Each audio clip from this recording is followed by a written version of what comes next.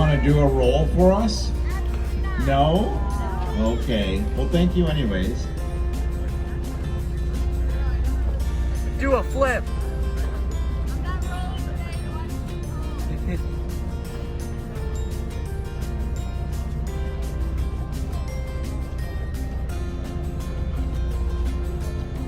So if you guys can see right over there where the kayakers are located along the shoreline,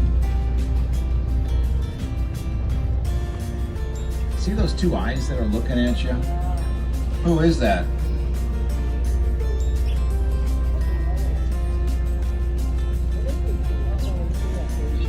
E.T., yes. There's your most famous alien of all time. If you don't see E.T., just hold up your camera really close. It's right now about 10 o'clock position. At the water line is where the mouth is. 2 feet up is the nose. Right at the bow of that red kayak. You can see the skull. Now if you don't see it, again, hold up your camera like you're going to take a picture. It will pop right out at you.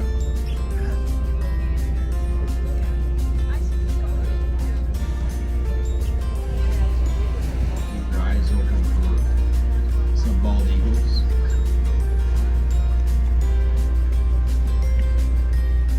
As you're looking over at the shoreline, you're going to see some different colorations, maybe some light greens and some oranges on the rocks. That's called lichen. Lichen is an algae and a fungus that coexist together. But you'll definitely notice that we have very little or no vegetation. For the bottom, say 5 or 6 feet. Well, that's because that's how large our waves are that come in here on a very regular basis.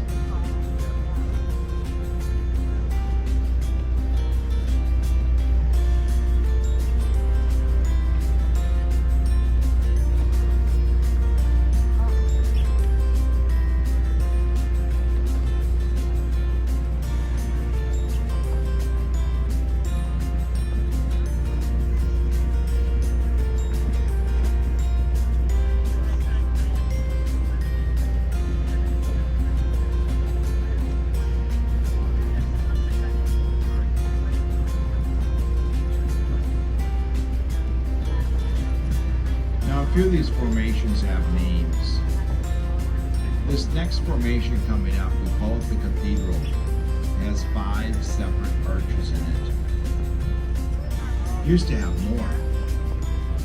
This rock pile that's coming up on the left-hand side used to be an arch that collapsed back in the 1950s. Directly behind it, you can see that some of the rock has fallen off the face of the cliffs. That happened 3 years ago during that large storm.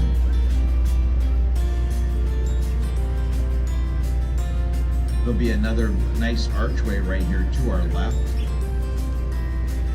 If you look through that archway, you can see that several of the rocks are getting ready to fall off. As you're looking over at the shoreline here, you can see where the lichen has been washed away or broken off as a result of the icicles that attach to the face, and the icicle breaks off and takes the lichen with it. That's these streaks that you see coming down right here to the left.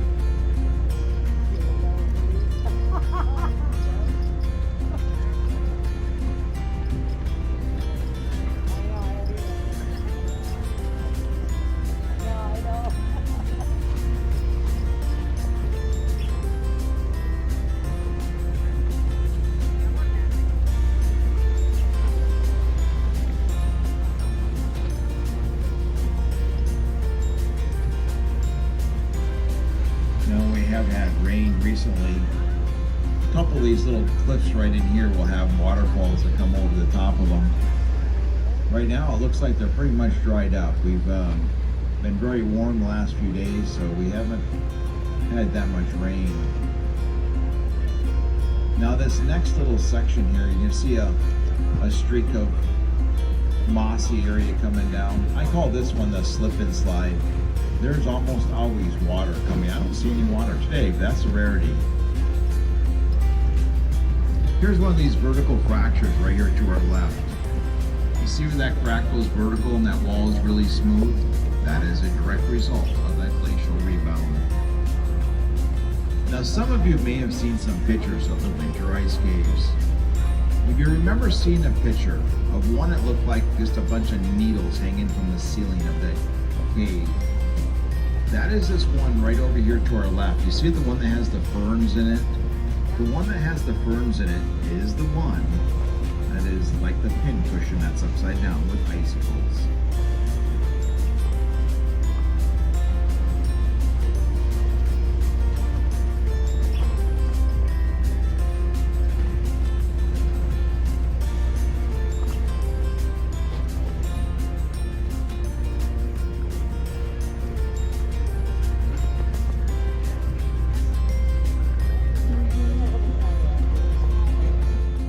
I am going to ask everybody to go ahead and try to find a seat. And that way, when we pull away from the dock here, everybody will have to be seated.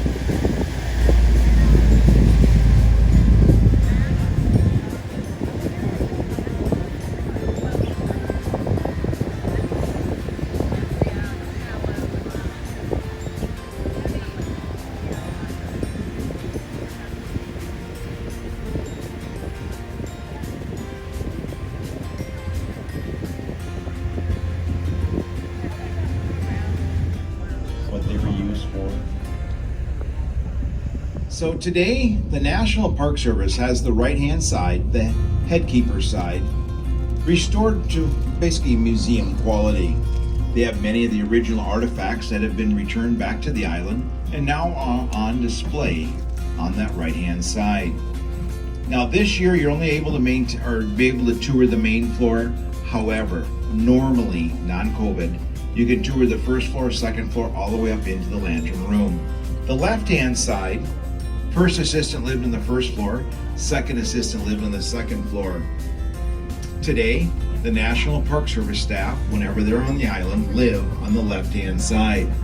So the paid rangers or the volunteers all live on the left-hand side. Now that red brick building that you see there, that is the old fog signal building. The fog signal building,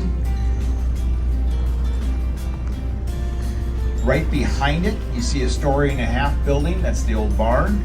Right in front of the fog signal building, you see a white pole that stands up to the box on the solar panel. That is actually where the acrylic lens is located today, and that is where the lamp is today. The original Fresnel lens that was located on this island is now on display at the State Historic Museum on Madeline Island.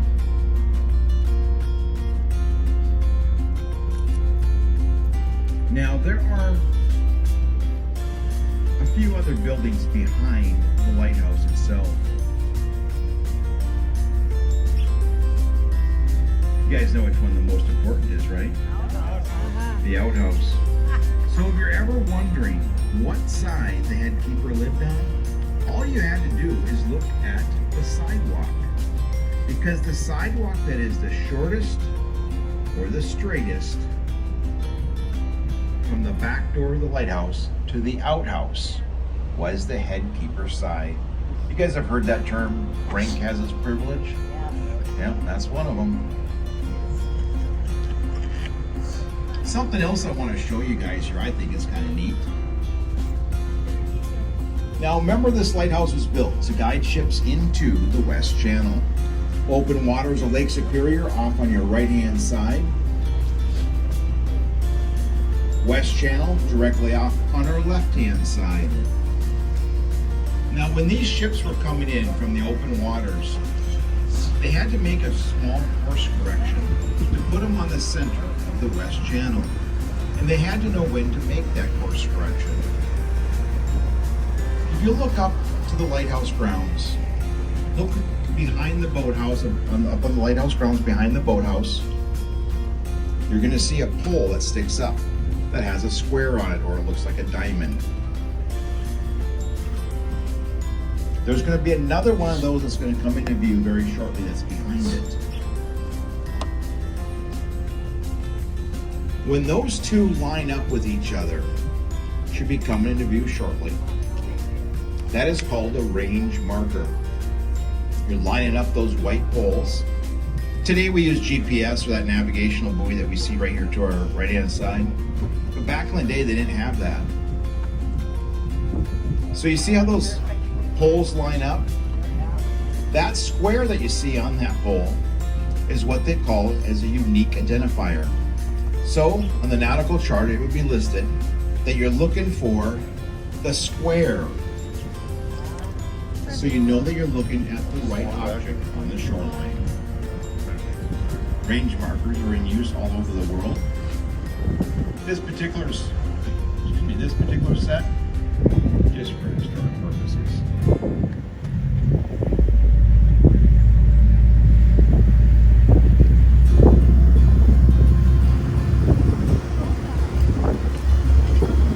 All right, look over to your right hand side now against that shoreline.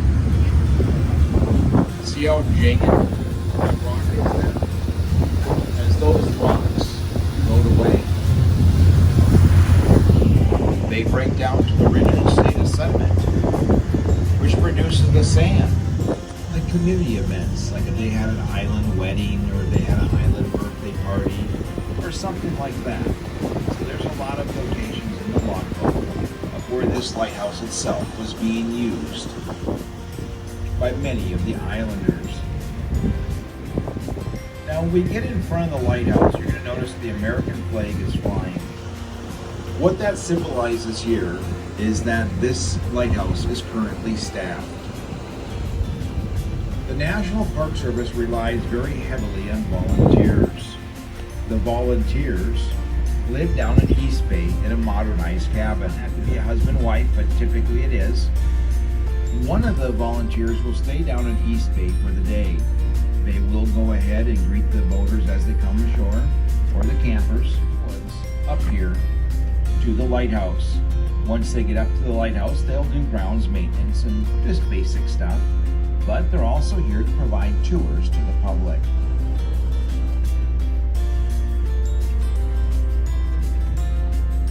And then at the end of the day, they'll take down that flag and walk that 2 miles back to the cabin at East Bay. Now, when I was a volunteer for the National Park Service after I graduated from high school a few years ago,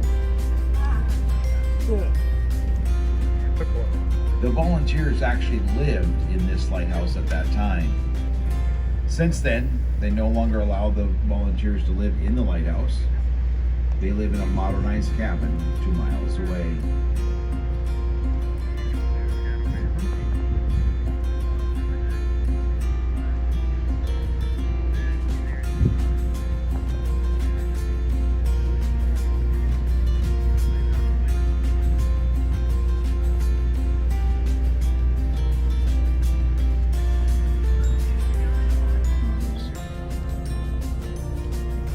You can see that little red brick building behind it with the red door. That's the fuel storage building. The walls were very thick, designed to contain an explosion. The roof was considered sacrificial, so the energy would go upward. Just no idea where that roof was supposed to land. You can see that staircase there. They used one of those new levels to build it with. They actually did a really good job building that staircase. I was out here several times during the construction of it. They built it so that the bottom, about 5 or 6 feet or 4 or 5 feet, were considered sacrificial. So if we had a big storm, it would break off the bottom few feet and the rest of the staircase would stay intact. The only problem we had was 3 years ago, when that staircase was replaced, Lake Superior's water level was record high. And because it became record high, that little ledge that you see there in front of the lighthouse was mostly underwater. So when those waves came in, they didn't get attenuated at all. And it took out that staircase. It actually took out that staircase, it took out the boathouse and that island. If you look in front of us at 11 o'clock, that's Devil's Island. It took out the boathouse on Devil's Island, the dock out there, and it took out most of the staircases around the Apostle Islands. It was what we called a 100-year storm.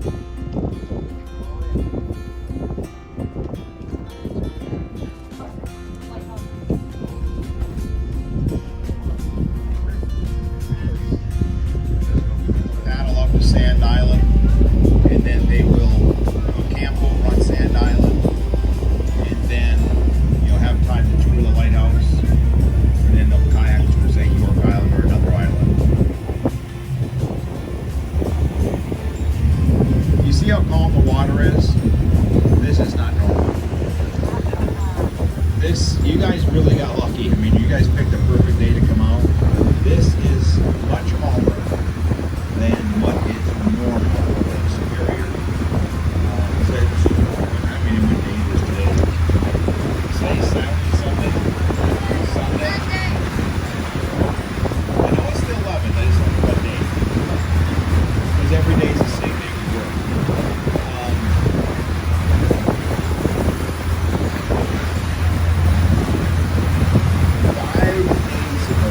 5 days ago,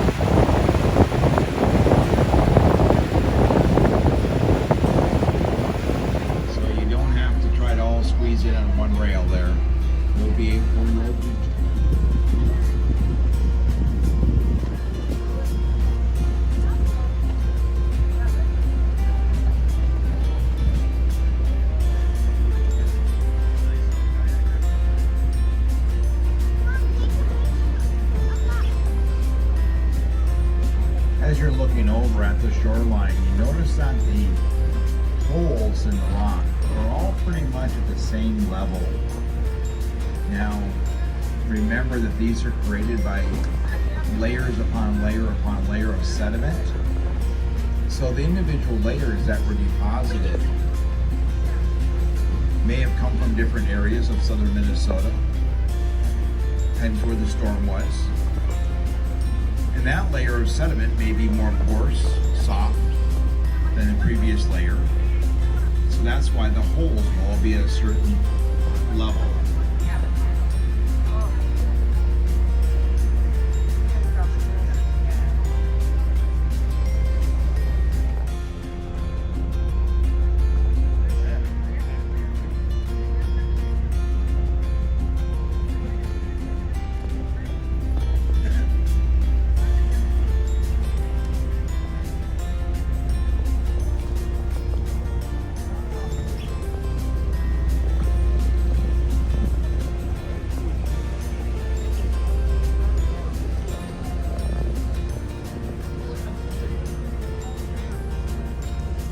This rock formation right here on the left has a lot of coloration to it. It's definitely one of my favorite points. Now you're going to see a little archway looking back here. You have to go. We're going to be going past 2015. That winter was a lot of ice out here. In fact, the spring of 2015, we couldn't run boat tours out here Memorial Day weekend. Too much ice. This cave that you see right here to our left, this small one about our 10 o'clock position, that had ice in it all the way into July of 2015.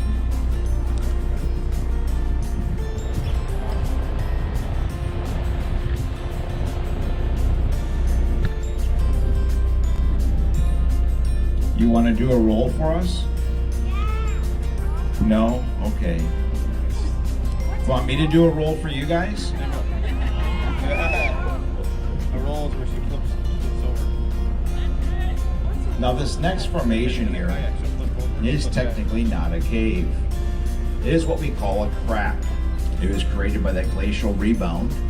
It opened up as a result of a significant Earth event.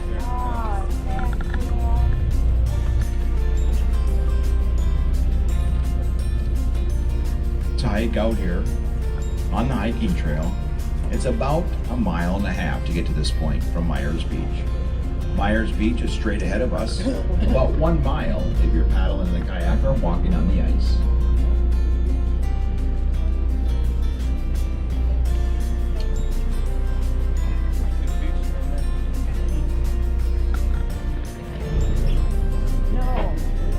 Okay, we're going to spin the boat around here, start going back.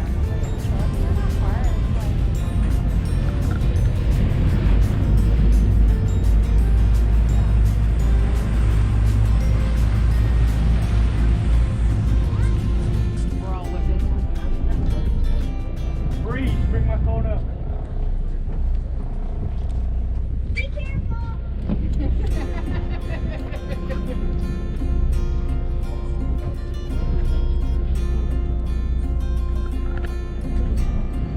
Well, we could do that. No, but we could do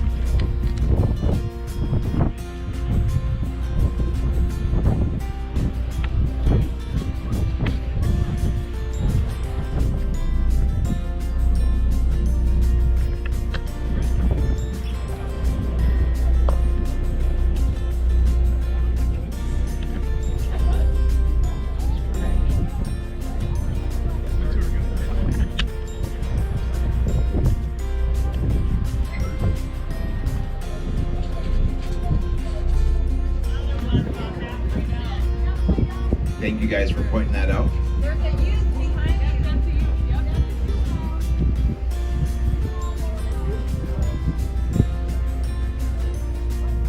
He headed the ship straight for the sandbar, saving the lives of everybody on board.